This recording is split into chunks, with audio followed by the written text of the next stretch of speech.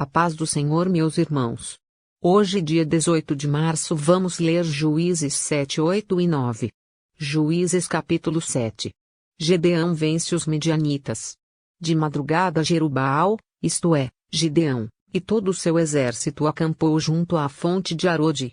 O acampamento de Midian estava ao norte deles, no vale, perto do monte Moré. E o Senhor disse a Gideão: Você tem gente demais para eu entregar Midian nas suas mãos, a fim de que Israel não se orgulhe contra mim, dizendo que a sua própria força o libertou. Anuncie, pois, ao povo que todo aquele que estiver tremendo de medo poderá ir embora do monte Gileade. Então 22.000 homens partiram, e ficaram apenas 10.000. Mas o Senhor tornou a dizer a Gideão: Ainda há gente demais. Desça com eles à beira d'água, e eu separarei os que ficarão com você. Se eu disser, este irá com você, ele irá, mas, se eu disser, este não irá com você, ele não irá. Assim Gideão levou os homens à beira d'água, e o Senhor lhe disse: Separe os que beberem água lambendo-a como faz o cachorro, daqueles que se ajoelharem para beber. O número dos que lamberam a água levando-a com as mãos à boca foi de 300 homens. Todos os demais se ajoelharam para beber. O Senhor disse a Gideão: Com os 300 homens que lamberam a água livrarei vocês e entregarei os midianitas nas suas mãos. Mande para casa todos os outros homens. O acampamento de Midian ficava abaixo deles, no vale. Gideão mandou os israelitas para as suas tendas, mas reteve os 300. E estes ficaram com as provisões e as trombetas dos que partiram. Naquela noite, o Senhor disse a Gideão: Levante-se desça ao acampamento, pois vou entregá-lo nas suas mãos. Se você está com medo de atacá-los, desça ao acampamento com o seu servo Pura e ouça o que estiverem dizendo. Depois disso você terá coragem para atacar. Então ele e o seu servo Pura desceram até os postos avançados do acampamento. Os midianitas, os amalequitas e todos os outros povos que vinham do leste haviam se instalado no vale, eram numerosos como nuvens e de gafanhotos. Assim como não se pode contar a areia da praia, também não se podia contar os seus camelos. Gideão chegou bem no momento em que um homem estava contando seu sonho a um amigo. Tive um sonho, dizia ele. Um pão de cevada vinha rolando dentro do acampamento midianita e atingiu a tenda com tanta força que ela tombou e se desmontou. Seu amigo respondeu: Não pode ser outra coisa senão a espada de Gideão, filho de Joás, o israelita. Deus entregou os midianitas e todo o acampamento nas mãos dele. Quando Gideão ouviu o sonho e a sua interpretação, adorou a Deus. Voltou para o acampamento de Israel e gritou: Levantem-se! O Senhor entregou o acampamento midianita nas mãos de vocês.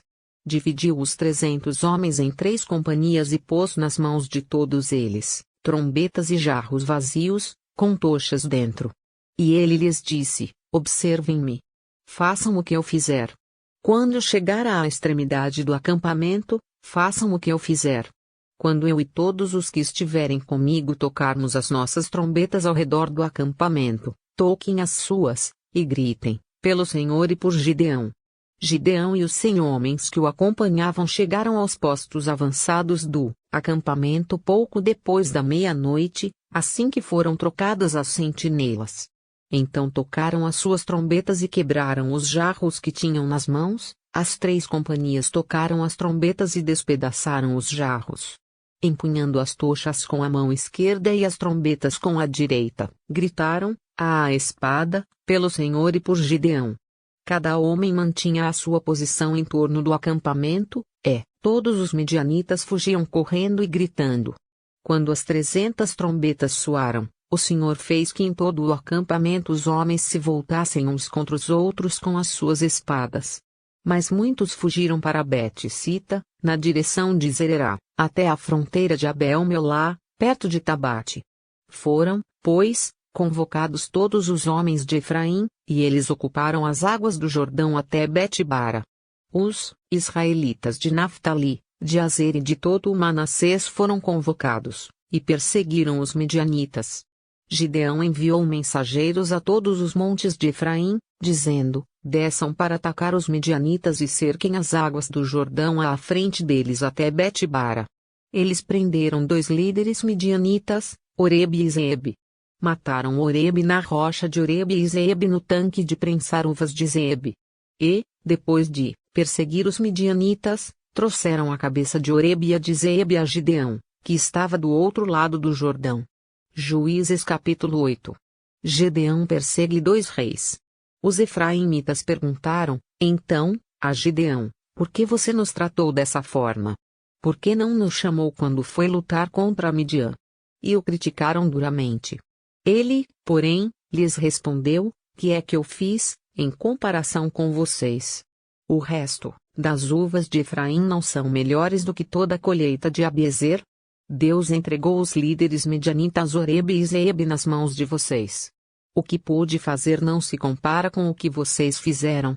Diante disso, acalmou-se a indignação deles contra Gideão. Gideão e seus 300 homens, já exaustos, continuaram a perseguição, chegaram ao Jordão e o atravessaram. Em Sucote, disse ele aos homens, dali, peço a vocês um pouco de pão para as minhas tropas, os homens estão cansados, e eu ainda estou perseguindo os reis de Midian, Zeba e Zalmuna. Os líderes de Sucote, porém, disseram, ainda não estão em seu poder Zeba e Zalmuna. Por que deveríamos dar pão às suas tropas? É assim? Replicou Gideão. Quando o Senhor entregar Zeba e Zalmuna em minhas mãos, rasgarei a carne de vocês com espinhos e espinheiros do deserto. Dali subiu a Peniel e fez o mesmo pedido aos homens de Peniel, mas eles responderam como os de Sucote. Aos homens de Peniel ele disse, quando eu voltar triunfante, destruirei esta fortaleza. Ora, Zeba e Zalmuna estavam em Carcor, e com eles cerca de 15.000 homens. Estes foram todos os que sobraram dos exércitos dos povos que vinham do leste, pois 20.000 homens que portavam espada tinham sido mortos. Gideão subiu pela rota dos nômades, a leste de Noba e Jogibeá, e atacou de surpresa o exército. Zeba e Zalmuna, os 2 reis de Midian, fugiram, mas ele os perseguiu e os capturou, derrotando também o exército. Depois Gideão, filho de Joás, voltou da batalha, pela subida de Eres. Ele capturou um jovem de Sucote e o interrogou, e o jovem escreveu para Gideão os nomes dos 77 líderes e autoridades da cidade. Gideão foi então a Sucote e disse aos homens de lá, aqui estão os Zeba e Zalmuna, acerca dos quais vocês zombaram de mim, dizendo, ainda não estão em seu poder Zeba e Zalmuna. Por que deveríamos dar pão aos seus homens exaustos? Gideão prendeu os líderes da cidade de Sucote, castigando-os com espinhos e espinheiros, do deserto, depois derrubou a fortaleza de Peniel e matou os homens daquela cidade. Então perguntou a Zeba e a Zalmuna, como eram os homens que vocês mataram em Tabor? Eram como você, responderam, cada um tinha o porte de um príncipe. Gideão prosseguiu, aqueles homens eram meus irmãos, filhos de minha própria mãe. Juro pelo nome do Senhor que, se vocês tivessem poupado a vida deles, eu não mataria vocês. E Gideão voltou-se para Jéter, seu filho mais velho, e lhe disse, mate-os. Jéter, porém, teve medo e não desembainhou a espada, pois era muito jovem. Mas Zeba e Zalmuna disseram, venha, mate-nos você mesmo. Isso exige coragem de homem. Então Gideão avançou e os matou, e tirou os enfeites do pescoço dos camelos deles. O éfode de Gideão. Os israelitas disseram a Gideão, reine sobre nós, você, seu filho e seu neto, pois você nos libertou das mãos de Midian. Não reinarei sobre vocês, respondeu-lhes Gideão, nem meu filho reinará sobre vocês. O Senhor reinará sobre vocês. E prosseguiu, só faço a vocês um pedido, que cada um de vocês me dê um brinco da sua parte dos despojos. Os ismaelitas costumavam usar brincos de ouro, eles responderam, de boa vontade os daremos, a você. Então estenderam uma capa, e cada homem jogou sobre ela um brinco tirado de seus despojos. O peso dos brincos de ouro chegou a 20,5 kg, sem contar os enfeites, os pendentes e as roupas de púrpura que os reis de Midian usavam e os colares que estavam no pescoço de seus camelos. Gideão usou o ouro para fazer um manto sacerdotal, que ele colocou em sua cidade, em Ofra. Todo o Israel prostituiu-se, fazendo dele objeto de adoração, e veio a ser uma armadilha para Gideão e sua família. A morte de Gedeão. Assim Midian foi subjugado pelos israelitas, e não tornou a erguer a cabeça. Durante a vida de Gideão a terra desfrutou paz 40 anos. Jerubaal, filho de Joás, retirou-se e foi para casa, onde ficou morando. Teve 70 filhos, todos gerados por ele, pois tinha muitas mulheres. Sua concubina, que morava em Siquém, também lhe deu um filho, a quem ele deu o nome de Abimeleque. Gideão, filho de Joás, morreu em idade avançada e foi sepultado no túmulo de seu pai, Joás, em Ofra dos Abesritas. Logo depois que Gideão morreu, os israelitas voltaram a prostituir-se com os Baalins, cultuando-os. Ergueram Baal-berite como seu Deus e não se lembraram do Senhor, o seu Deus, que os tinha livrado das mãos dos seus inimigos em redor. Também não foram bondosos com a família de Jerubaal, isto é, Gideão, pois não reconheceram todo o bem que ele tinha feito a Israel. Juízes capítulo 9. Abimeleque é feito rei.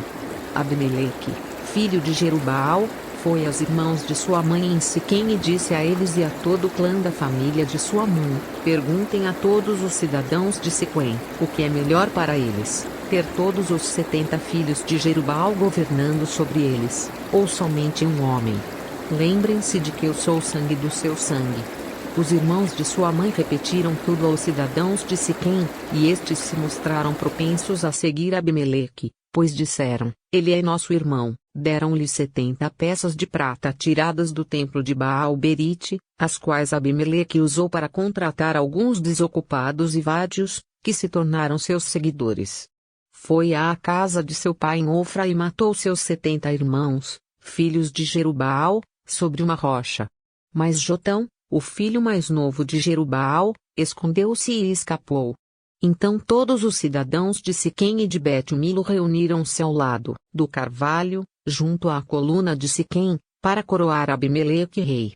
Quando Jotão soube disso, subiu ao topo do monte Gerizim e gritou para eles: ouçam-me, cidadãos de Siquém, para que Deus os ouça. Certo dia as árvores saíram para ungir um rei para si. Disseram à oliveira: seja o nosso rei. A oliveira, porém, respondeu: deveria eu renunciar ao meu azeite, com o qual se presta honra aos deuses e os homens, para dominar sobre as árvores? Então as árvores disseram à figueira: venha ser o nosso rei. A figueira, porém, respondeu: deveria eu renunciar ao meu fruto saboroso e doce, para dominar sobre as árvores? Depois as árvores disseram à videira: venha ser o nosso rei. A videira, porém, respondeu: deveria eu renunciar ao meu vinho, que alegra os deuses e os homens, para ter domínio sobre as árvores? Finalmente todas as árvores disseram ao espinheiro: venha ser o nosso rei. O espinheiro disse às árvores: se querem realmente ungir-me rei sobre vocês, venham abrigar-se à minha sombra, do contrário, sairá fogo do espinheiro e consumirá até os cedros do Líbano. Será que vocês agiram de fato com sinceridade quando fizeram Abimeleque rei? Foram justos com Jerubaal sua família, como ele merecia. Meu pai lutou por vocês e arriscou a vida para livrá-los das mãos de Midian. Hoje, porém, vocês se revoltaram contra a família de meu pai, mataram seus 70 filhos sobre a mesma rocha e proclamaram Abimeleque, o filho de sua escrava, rei sobre os cidadãos de Siquém pelo fato de ser irmão de vocês. Se hoje vocês de fato agiram com sinceridade para com Jerubaal e sua família, alegrem-se com Abimeleque, e alegre-se ele com vocês. Entretanto, se não foi assim, que saia fogo de Abimeleque e consuma os cidadãos de Siquém e de Bet-Milo, e que saia fogo dos cidadãos de Siquém e de Bet-Milo, e consuma Abimeleque. Depois Jotão fugiu para Beer, onde ficou morando, longe de seu irmão Abimeleque. Fazia 3 anos que Abimeleque governava Israel, quando Deus enviou um espírito maligno entre Abimeleque e os cidadãos de Siquém, e estes agiram traiçoeiramente contra Abimeleque. Isso aconteceu para que o crime contra os 70 filhos de Jerubaal, o derramamento do sangue deles, fosse vingado em seu irmão Abimeleque e nos cidadãos de Siquém que o ajudaram a assassinar os seus irmãos. Os cidadãos de Siquém enviaram homens para o alto das colinas para emboscarem os que passassem por ali, e Abimeleque foi informado disso. Nesse meio tempo, Gaal, filho de Ebede, mudou-se com seus parentes para Siquém, cujos cidadãos confiavam nele. Sucedeu que foram ao campo, colheram uvas, pisaram-nas e fizeram uma festa no templo do seu Deus. Comendo e bebendo, amaldiçoaram Abimeleque. Então Gaal, filho de Ebede, disse: Quem é Abimeleque para que o sirvamos? E quem é Siquém? Não é ele o filho de Jerubaal, e não é Zebul o seu representante. Sirvam aos homens de Amor, o pai de Siquém. Por que servir a Abimeleque? Ah! Se eu tivesse esse povo sob o meu comando, eu me livraria de Abimeleque e lhe diria: mobilize o seu exército e venha. Quando Zebul, o governante da cidade, ouviu o que dizia Gaal, filho de Ebede, ficou indignado. Secretamente enviou mensageiros a Abimeleque dizendo: Gaal, filho de Ebede, e seus parentes vieram a Siquém e estão agitando a cidade contra você. Venha de noite, você e seus homens, e fiquem à espera no campo. De manhã, ao nascer do sol, avance contra a cidade. Quando Gaal e sua tropa atacarem, faça com eles o que achar melhor. E assim Abimeleque e todas as suas tropas partiram de noite e prepararam emboscadas perto de Siquém, em 4 companhias. Ora, Gaal, filho de Ebede, tinha saído e estava à porta da cidade quando Abimeleque e seus homens saíram da sua emboscada. Quando Gaal os viu, disse a Zebul: Veja, vem gente descendo do alto das colinas. Zebul, porém, respondeu: Você está confundindo as sombras dos montes com os homens. Mas Gaal tornou a falar: Veja, vem gente descendo da parte central do território, e uma companhia está vindo pelo caminho do carvalho dos adivinhadores. Disse-lhe Zebul: Onde está toda aquela sua conversa? Você dizia: Quem é Abimeleque, para que o sirvamos? Não são estes os homens que você ridicularizou? Saia e lute contra eles. Então Gaal conduziu para fora os cidadãos de Siquém e lutou contra Abimeleque. Abimeleque o perseguiu, e ele fugiu. Muitos dos homens de Siquém caíram, mortos ao longo de todo o caminho, até a porta da cidade. Abimeleque permaneceu em Arumá, e Zebul expulsou Gaal e os seus parentes de Siquém. No dia seguinte, o povo de Siquém saiu aos campos, e Abimeleque ficou sabendo disso. Então dividiu os seus homens em 3 companhias e armou emboscadas no campo. Quando viu o povo saindo da cidade, levantou-se contra ele e atacou-o. Abimeleque e as tropas, que estavam com ele, avançaram até a porta da cidade. Então 2 companhias avançaram sobre os que estavam nos campos e os mataram. E Abimeleque atacou a cidade o dia todo, até conquistá-la e matar o seu povo. Depois destruiu a cidade e espalhou sal sobre ela. Ao saberem disso, os cidadãos que estavam na torre de Siquém entraram na fortaleza do templo de El-Berite. Quando Abimeleque soube que se haviam reunido lá, ele e todos os seus homens subiram o monte Zalmon. Ele apanhou um machado, cortou um galho de árvore e o pôs nos ombros. Então deu esta ordem aos homens que estavam com ele: Rápido! Façam o que eu estou fazendo. Todos os homens cortaram galhos e seguiram Abimeleque. Empilharam os galhos junto à fortaleza e a incendiaram. Assim morreu também o povo que estava na torre de Siquém, cerca de 1000 homens e mulheres. A seguir, Abimeleque foi a Tebes, sitiou-a e conquistou-a. Mas dentro da cidade havia uma torre bastante forte, para a qual fugiram todos os homens e mulheres, todo o povo da cidade. Trancaram-se por dentro e subiram para o telhado da torre. Abimeleque foi para a torre e atacou-a. E, quando se aproximava da entrada da torre para incendiá-la, uma mulher jogou uma pedra de moinho na cabeça dele, e lhe rachou o crânio. Imediatamente ele chamou seu escudeiro e lhe ordenou: Tire a espada e mate-me, para que não digam que uma mulher me matou. Então o jovem o atravessou, e ele morreu. Quando os israelitas viram que Abimeleque estava morto, voltaram para casa. Assim Deus retribuiu a maldade que Abimeleque praticara contra o seu pai, matando os seus 70 irmãos. Deus fez também os homens de Siquém pagarem por toda a sua maldade. A maldição de Jotão, filho de Jerubaal, caiu sobre eles. Até amanhã. Deus te abençoe.